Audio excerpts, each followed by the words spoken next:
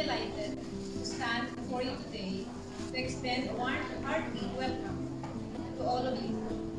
Your presence here is a testament to the importance the second tawag ng Kundiman o ikalawang yugto in which our vision is to create a sense of community and pride about Philippine heritage through music, including diverse audiences in celebration of our cultural roots.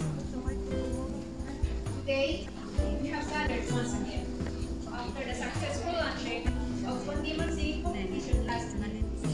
I was truly overwhelmed of the beautiful feedbacks of our fellow Philippine leaders and the community in a way that everybody got.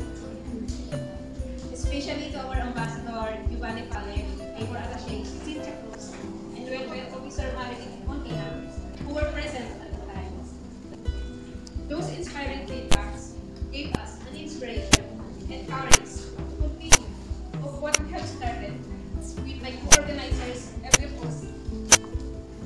We have gathered as a community with a common sense and with a common purpose, an opportunity for us to come together to share culture and traditions, to have fun, and foster meaningful connections between us.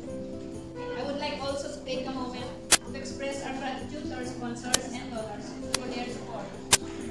Migrant Workers Office, Greece, OWA Greece, Western Union, and many individuals for their generous donations. We are very grateful of your presence, Ms. Dawn,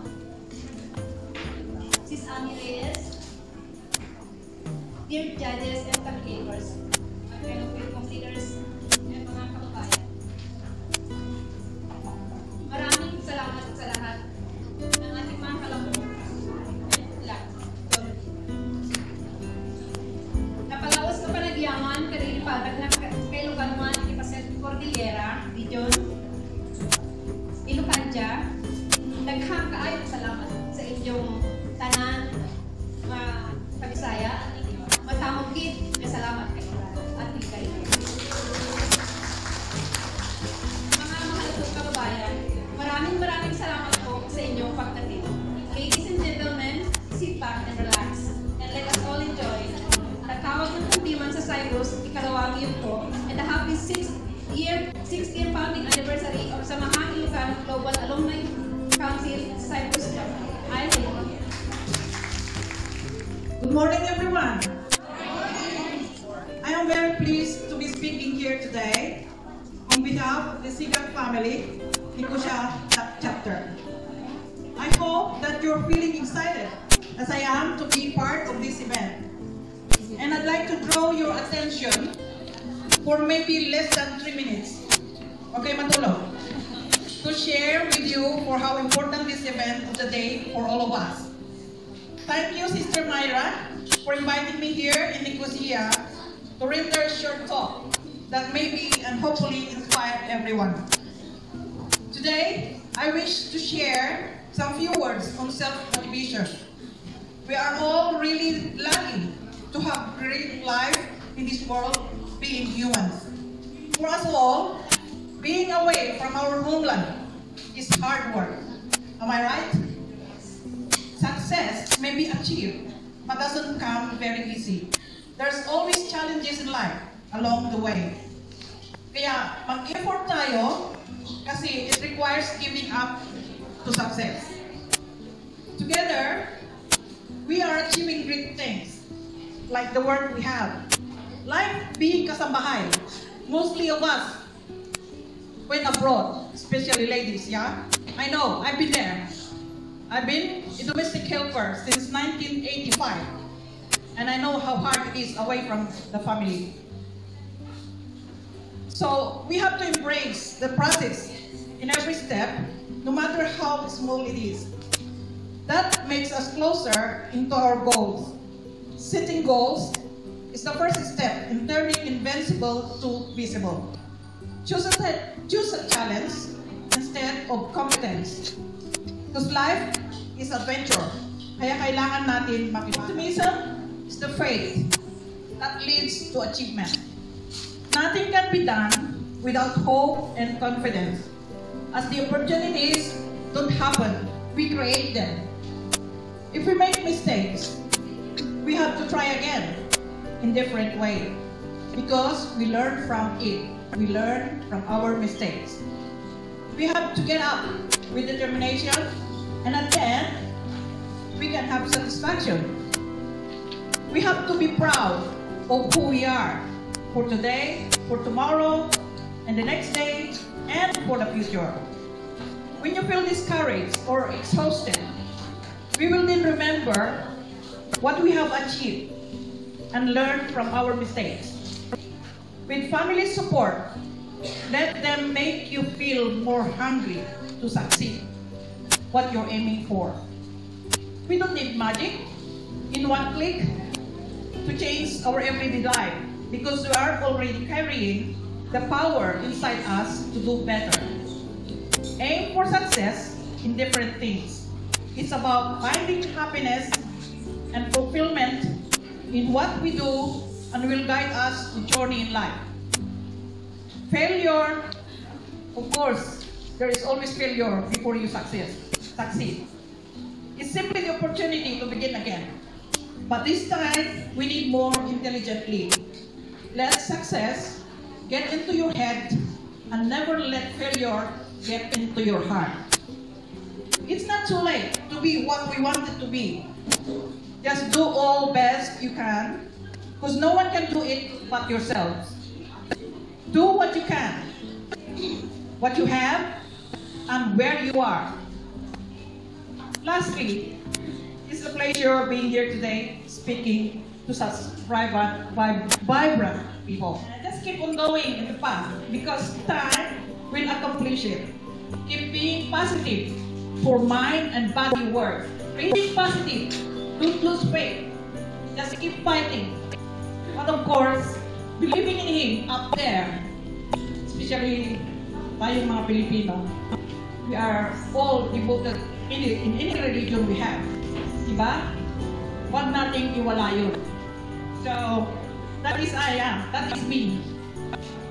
13 years. I'm still standing. And lastly, mabuhay Kundiman! And thank you for having me here. Thank you. Thank you very much, Madam Amelia Casaya. May we call the Labor Attaché Santa Cruz, Philippine Embassy in Greece, to be read by Miss Ann Thomas Fronda. So, Ann Thomas Fronda is not here. On behalf of our Labor Attaché Santa Cruz, our chairwoman, Mr. Vicky, will read the message. Magandang umaga again sa ating lahat. I will read out the message of support from Labor Attaché Cynthia Cruz of the Migrant Workers Office from Greece and Cyprus. Firstly, I wish to congratulate the Samahan Ilocano Global Alumni Council or SIGAC, Cyprus, sa pagdaraos nitong ikalawang yugto ng Tawag ng Kundiman under the leadership of its ever-determined and hard-working president, Ms. Mayra Galador. While I cannot be present in person for this important event, be assured that I am truly with all of you in spirit to celebrate our most meaningful cultural heritage, the Kundiman. I have witnessed the successful launch of this Tawag ng Kundiman last year, which I enjoyed immensely. The talents of the contestants on display during last year's event was remarkable and makes us wonder that perhaps Filipinos were really born to sing. I think that the competitors of this year's Kundiman will too make us proud, and I can see them singing their hearts out. I hope that SIGAC continue this wonderful Filipino tradition that reminds us of what it means to be a Filipino, especially when we are far away from home and family. Again, congratulations, and let us all keep connected through music. And I also would like to read the message of our Excellency, His Excellency Ambassador Giovanni Palet, who unfortunately is not able to come and join us today. This is in Tagalog because it is for the Filipino community. Mensahe ni Ambassador Giovanni Palet para sa Tawag ng Kundiman Cyprus Season 2, ika-15 de Setyembre 2024 at Antonakis Music Hall, Cyprus. Mga panauhing pantangaw, mga mahal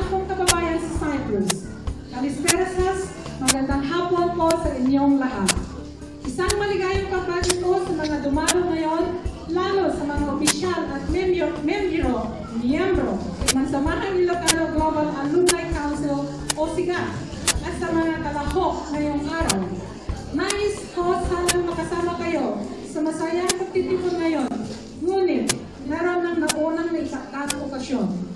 Datapwat, di ako makadalo. Ako po'y natutuwa na meron ulit na kasiyahan sa Cyprus at pamamagitan ng tawag ng Kundiman Cyprus Season 2 na inorganisa ng SIGAC. Maraming salamat sa mga opisyal at miyembro nito at meron na naman tayong okasyon para magtipon-tipon upang magsaya at pamalas ang mga galing at talento ng ating mga kababayan na mahusay kumanta. Sa ganitong aktibidad na nagpapahalaga sa kagandahan ng tugtuging kundiman, sorry about that, this is a very Filipino tradition, means silence. Sorry about that. Please makinig naman kayo kahit mapanti lang, alright? Sa ganitong aktibidad na nagpapahalaga sa kagandahan ng tugtuging kundiman at ang pag-iibahagi ninyong lahat sa pagpapanatili ng ating katutubong tradisyon pagdating sa musika. Sa pamamagitan po ng inyong patimpalak, muli po ninyong sinasariwa at nagdiriwang ang yaman ng katutubong musikang Pilipino. Bahagi ng ating kultura ang kundiman at kailanman ito'y mananatili sa bawat Pilipino. Ito'y isang uri ng awit ng pag-ibig ng mga Tagalog. Ang pinagmulan ng termino kundiman ay pinaikling pariralang kung hindi man, means if it's not today. Ang salita ay maaari ring tumukoy sa bilis ng musika.